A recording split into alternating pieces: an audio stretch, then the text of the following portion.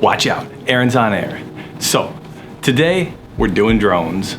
So I'm collecting up drones today because I'm gonna do a DJI review of their 3 most popular drones. That would be the Spark, the Mavic Air, and the Mavic Pro.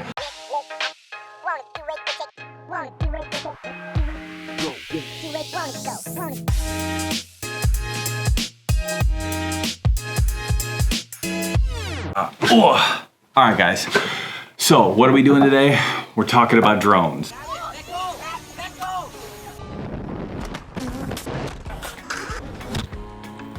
And specifically, we're talking about DJI's 3 consumer level drones, the Spark, the Mavic Air, and the Mavic Pro. And this is kind of like my first attempt at reviewing something like this, so please bear with me. Bear with me, please. Bear with me, please. Let's just get into it and let's just start talking about these different drones. And first one we got here, DJI Spark.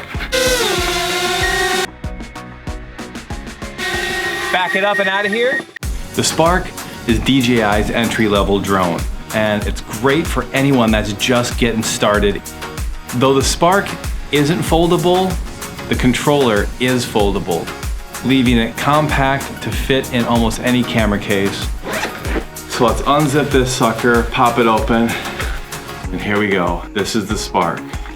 Now, the nice thing about this Spark is that it's nice and portable. I mean, it is literally like, I mean, look at that. Look at that, the thing is just handheld. This is probably the smallest drone that I've worked with. All right, here we go, guys. With a top speed of 31 miles per hour and a range of about 2 kilometers, this thing has about 16 minutes of flight time. But what I found is that it's close to 10 minutes of flight time, taking into consideration aggressive movements and heavy wind. The Spark also has a 3-axis gimbal and does 30 frames per second at 1080p. And it has some of the software features you'd expect to have in it, like flight autonomy, return to home, flight protection, 2 gigs of internal storage, and intelligent batteries. It's doing its return to home right now, which is really kind of cool because I want to see how this is going to work too. Hopefully it doesn't end up going where I don't want it to go, but it looks like it's doing pretty good. Yep, there I am. It's coming down. And it should be coming into frame here soon. And here it comes. Let's go catch it.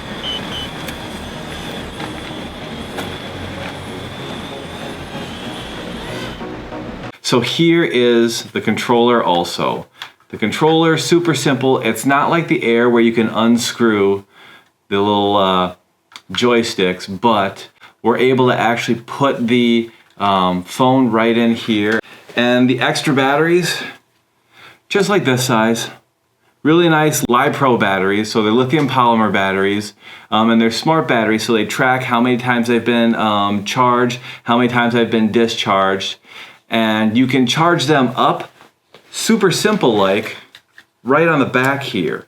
So if I open this up and you take a look right in here, we have the card slot right there, and then we have the charging port right there. Let me show you guys close right here so you can see it. So this is the port right there that you can actually charge with. Right over here is the port for the SD card. The next one, this is interesting because here's the controller, but the controller doesn't fit in the case. So this is the case right here, and this is the Mavic Air. Now, the Mavic Air is very small, nice and teeny. It's not very much bigger than the Spark. So if we see that, and actually, let's do a direct comparison. Here's the Spark, and here's the Air. And you see them side by side. Now let's fold this sucker out. See, open, open, open, open. These props are not foldable. These are rigid props here. And then right down here, these 2 little feet, this is where your antenna is. And that they put it down here so you don't get interference with, well, I don't know, with something. But basically, this is what we're looking at. So we got Spark here. We've got Air here. And there you go. That's the difference. That's how big they are. So I mean, look at that. Pretty, I mean, it's not that much bigger, which is amazing, but I feel like they packed so much more into this.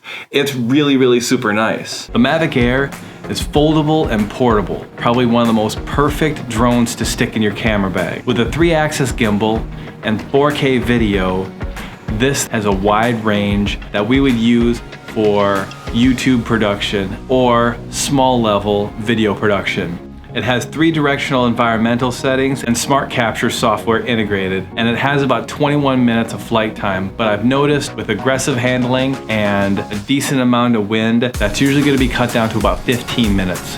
It also offers a range of different frame rates, from 24 frames per second all the way up to 120 frames per second. The Mavic also has 8 gigs of internal storage. The software goodies included are things like Active Track that allows you to autonomously track any targets using a follow feature. It also has quick shots such as asteroid, boomerang, and smart capture.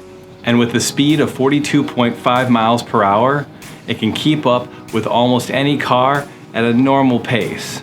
It does use Wi-Fi to transmit its video at 720p. Let's open this sucker up real quick. This is the little cover for your little camera. And this camera here, if you see, you do have a 3-axis gimbal, which is super nice. So it gives you nice, super steady shots and stuff like that.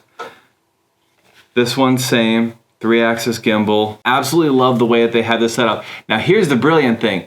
This one has the optical sensors in the front, the optical sensors in the bottom, and the optical sensors in the rear too. Which this one does not have any optical sensors in the rear. It doesn't have it in the front and does have it on the bottom. And that's also the same with the Mavic Pro. Has them in the front and the bottom, but not in the back. So that's really nice here. Now there's one thing that I wish that DJI would do, and what that is I wish they would put optical sensors on the side. You know, the side right here, the side.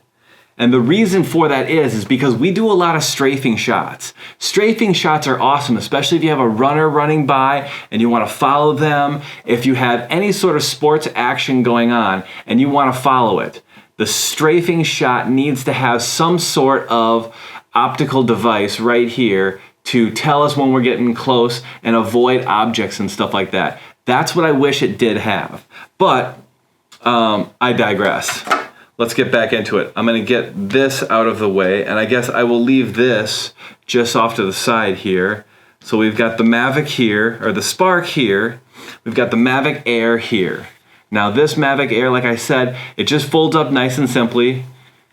Fold in,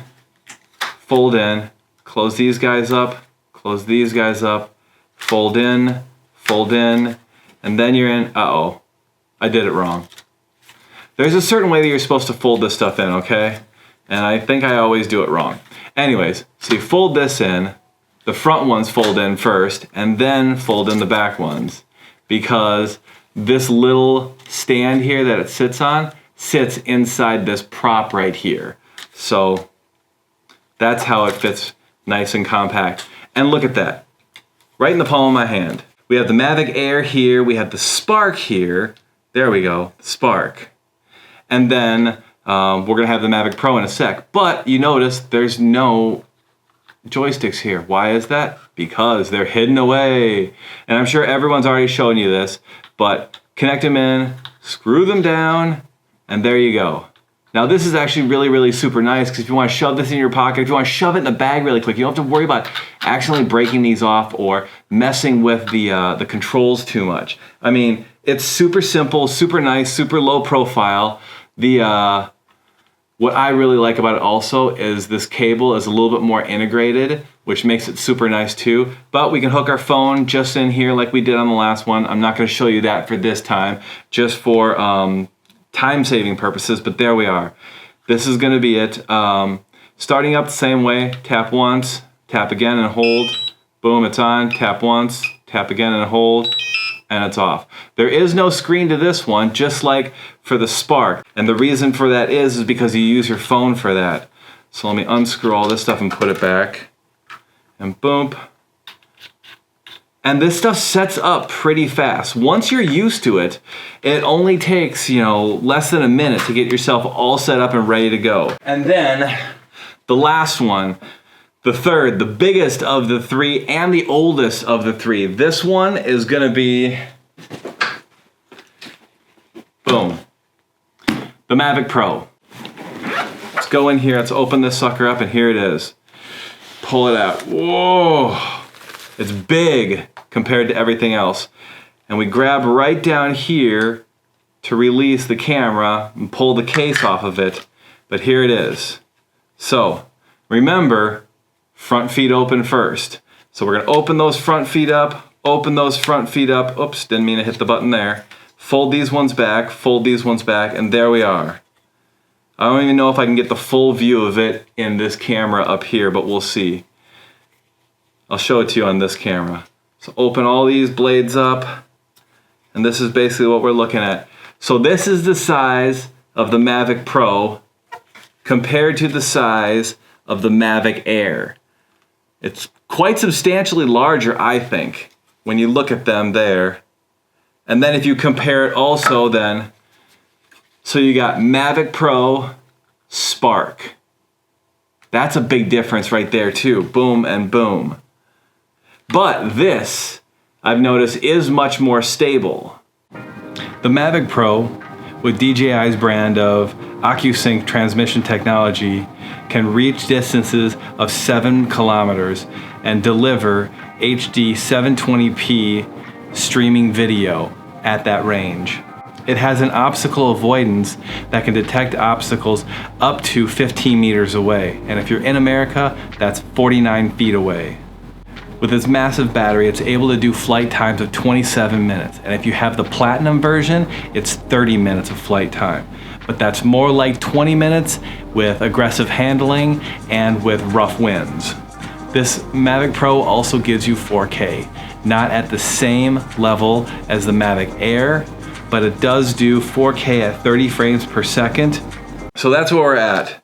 We got the Mavic Pro, we got the Mavic Air, and we've got the Spark. And this is the Mavic Pro's joystick setup. So we do have an LCD screen up here that does give me readouts and stuff like that. I can see the screen in here, which is also nice. It feels pretty much the same as everything else. The only real difference is you get a couple more dials up here, you get a couple more buttons down here. Not much of a change to work with as far as between this, the Mavic Pro, the Mavic Air, and the Spark. They're pretty much, they feel the same way when you're operating them and such. You definitely notice the battery life in the Mavic Pro much more. It just doesn't feel like the battery goes out, where it feels like when I'm using the Air, I just feel like it runs out really, really fast. Like I'm up, I'm flying, maybe I'm just having too much fun with it. I don't know. I gotta get these two back to my buddy tomorrow, so I'll have like one more flight with them tomorrow. We'll gather some more footage and stuff like that. But this does 120. The Mavic Pro does do 120 frame rate at 720. And that's okay. This does 120 at the full 1080. That's awesome. That's super, super awesome. So that's what we have right there. Let's close this sucker back up. Or not too much information, I know. I'm gonna put some more information in here later. I really need to get moving on and get some sexy B-roll shots of these.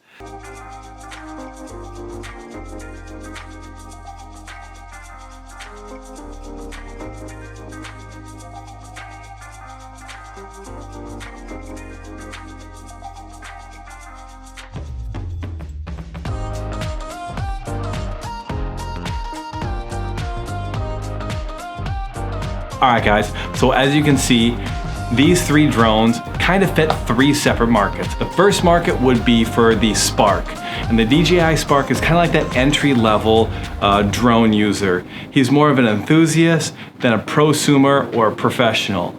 I think it's an awesome entry-level drone, and I would definitely recommend it for anyone. Then there's the Mavic Air. This is the newest of the 3 drones. This is definitely a prosumer version, I think. If you're a vlogger or doing anything with YouTube and you travel a lot, you should get this drone, because this drone packs up the smallest out of all 3 drones, and it has the most goodies packed inside.